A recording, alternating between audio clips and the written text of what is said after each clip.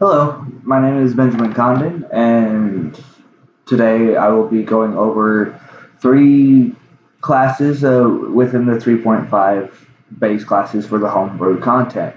Now, how I will be doing the classes is I will be going down in alphabetical order, but I will be doing like every single class. Starting from the top, I won't do aborigines, then abyssal one, then ecomed. I'm not going down. I'm picking a letter, grabbing three from that type, and that catch my interest, and I'm cover them to see kind of how they go. My goal is to at least cover at least one of each type. This video is going to be rather short because I'm still in the testing phase of everything and making sure everything still works and I'm able to effectively give you guidance to some of these classes. For example, for today's video, I will be covering the abyssal one, adintorys archer, and the aegis of life, or the shield of life. Those are going to be the three that I will be covering. And you can see them right here. To start with, the abyssal one, they're usually a good fighter. Their primary ability scores that you want to focus on are going to be your strength and intelligence for your damage output and a lot of your skills. Secondary interest would be your dex for mobility, and your charisma is iffy, essentially. The most are going to be any type of humanoids, i.e. humans, elves, dwarves, orcs. If it's bipedal, you can be an abyssal one, but you're restricted to the chaotic alignment. Nor can you multi-class or gestalt this class with any type of spellcaster or psionic type class. Now, the special thing about this class is going to be their power points. Now these power points do not get any types of boost. Like if you're using Unearthed or Arcana, where a lot of your spellcasters get bonus spell points, depending on their intelligence and their level. But with the abyssal one, your power points is what you get. Now you can treat it, if you're playing Homebrew, a good Homebrew rule that I always did to give him a little bit more of a boost, because a good abyssal one will pour through their power points in combat. They make a really good strong tank with their die 12 of hit dice, and they do have a high damage output in the long run. So these guys, you want to be front lines if you play a good fighter or barbarian. These is what you want out in front.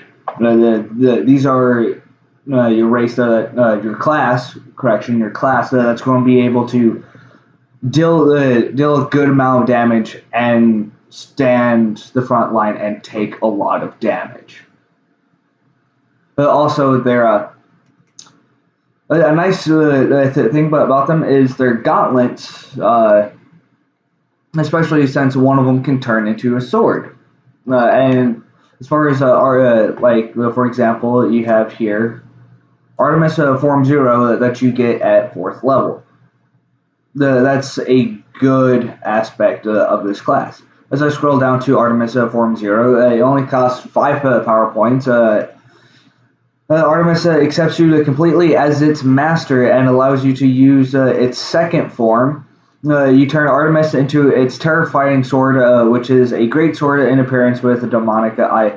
So, best way to think of it is if you ever played Soul Calibur, Nightmare with Soul Edge. Essentially, that's how I picture it. Closed in the hill, which can be wielded in one hand. While in this form, it does 3d8 plus base attack damage, which is pretty nice. Now, I'm not going to be covering the entire class. In fact, what I can do is leave it here for a moment. So if you want to, you can go ahead and pause it so that way you can see everything there. And then I'll go ahead and scroll down to the next section for the start of the class features, and you can go ahead and pause here so that we can read that, and then I'll scroll it on to the next segment. Give you a moment to look it over there. Scroll down to the next. Give you a moment to review over all of that. And scroll down to the epic. Give you a moment to read over that. And then scroll it down to the last bit of the page. So that way you can go ahead and pause the video at those times so that way you can give it a thorough understanding, unless you just want to go ahead and look at it yourself. Now, the next one that I have is adintorys Archer. This one caught my eye because, man, do they get a lot of bonus feats like a fighter does. Like, bonus feat after bonus feat after bonus feat.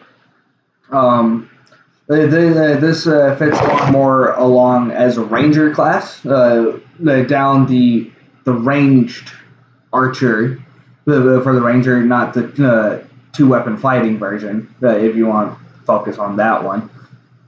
Anyways, a lot of your abilities that you want to focus on, your strong two are going to be your dex and strength, and your secondary are going to be your con and intelligence, as you can read. Now, the most common race that plays these are elves, so fit that into your story somehow. Like these could be your royal elf archers in your campaign setting. It's entirely up to you. And most of them usually tend to be either any form of lawful, like lawful neutral, or no, remind me tomorrow. Sorry about that. Now, either lawful or neutral. That's usually what they are, even though it says it's closer to a rogue. I haven't really noticed any restrictions with these, and something important about them is right down here. They do get a little bit higher skill points. They're starting off, which is usually good. So you have, especially since you have a lot of skills, so almost as much as a rogue. A good note for these, they make strong support characters with their die 8. For better damage boost, I personally would suggest either multiclassing or gestalting this with rogue for their sneak attack and trap sense.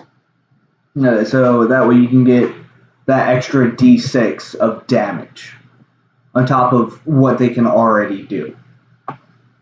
Now, I'm going to give you a moment to scroll back up here to go back from the top.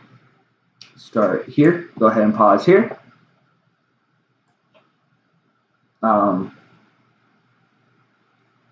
And yeah, they don't have a whole lot to them, but there you go.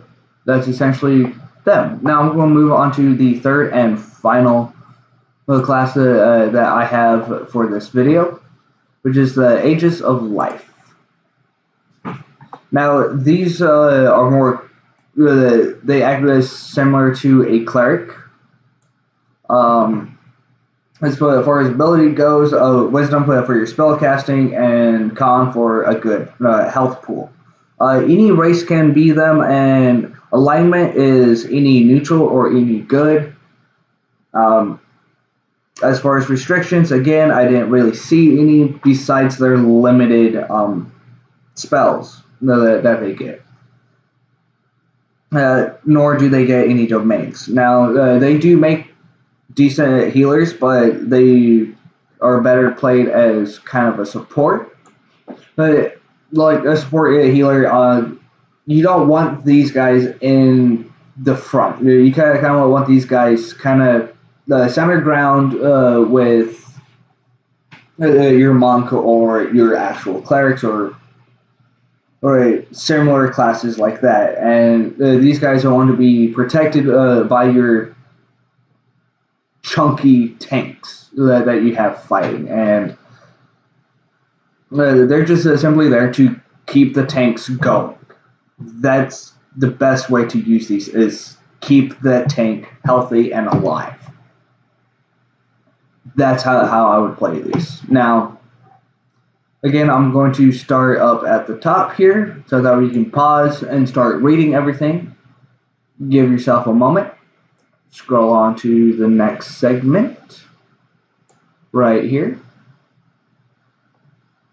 Scroll on to the next segment, which is right here. And these are their spells known. Scroll on to the next. We're going to start right here. And we should be getting close to the end. Right here. Alright. So I do hope you find this at least a little bit intriguing. I know it's really rough. This is literally my second video. I'm not going to be asking you to like and subscribe to the video. I don't like it when they do it to me, so I see no point in it. But as far as criticism and helpful tips and tricks, that I will accept. I'd rather have you give me good criticism and advice, tips, tricks on how I can improve the channel. Yes, I know the audio is probably really crappy, but I'm literally just starting out, and every bit of information will help. Thank you, and have a wonderful day.